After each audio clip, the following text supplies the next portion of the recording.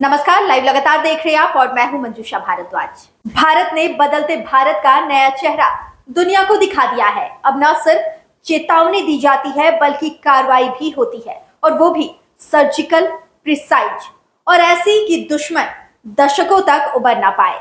इस बार मामला सिर्फ सीमा पार कर हमला करने का नहीं था, बल्कि आतंक की जड़ों पर चोट करने का था।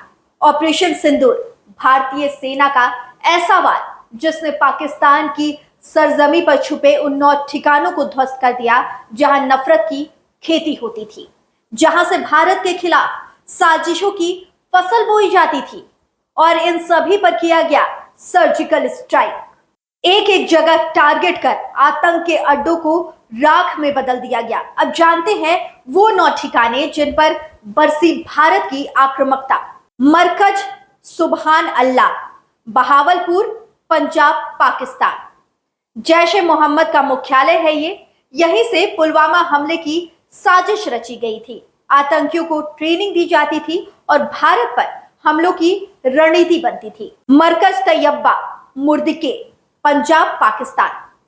लश्कर ए तैयबा का ट्रेनिंग कैंप और जैश का लॉन्च पैड। भारत में घुसपैठ कराने की अधिकांश योजनाएं यहां से ही बनाई जाती थी। सरजल, तेहरा, कलन, नोरवाल, पंजाब, पाकिस्तान। जैश ए मोहम्मद का एक और लॉन्च पैड। यहां से लगातार भारत में घुसपैठ की कोशिशें होती रही हैं। महमूना जोया फैसिलिटी, सियालकोट, पंजाब, पाकिस्तान। हिजबुल मुजाहिदीन का ऑपरेशन साइट। यहां से भारत में घुसपैठ और आतंकियों की तैनाती की जाती थी। मरकज अहले हदीस, बरनाला, भीमबर, पीओके। लश्कर ए तैयबा का घुसपैठ सेंटर। पूंछ, रजौली और रियासी सेक्टर में आतंकियों की घुसपैठ की कमान यहीं से संचालित होती थी। मरकज अब्बास, कोटली, पीओके। जैश का सक्रिय केंद्र। भारतीय सेना ने इस सेंटर को पूरी तरह से तबाह कर दिया है। मस्कर राहिल शाहिद, कोटली, पीओके। हिजबुल का बड़ा लॉन्च पैड। यहां से आतंकियों को न सिर्फ तैयार किया जाता था बल्कि उन्हें भारत में भेजने की साजिशें भी यहीं से रची जाती थी। शवै नल्लाह कैंप, मुजफ्फराबाद, पीओके। लश्कर का भर्ती केंद्र। युवाओं और बच्चों को बहला फुसलाकर आतंकी बनाया जाता था इसी केंद्र में। मरकज सैदना बिलाल, मुजफ्फराबाद, पीओके। जैश ए मोहम्मद का मुख्यालय।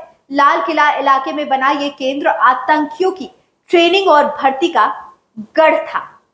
यह सिर्फ बमबारी नहीं थी, तो ये थे वो 9 आतंकी ठिकाने जिसे भारत ने ध्वस्त कर दिया है, जिस पर भारत ने कार्रवाई की है और इन आतंकी ठिकानों को पूरी तरह से नष्ट कर दिया है।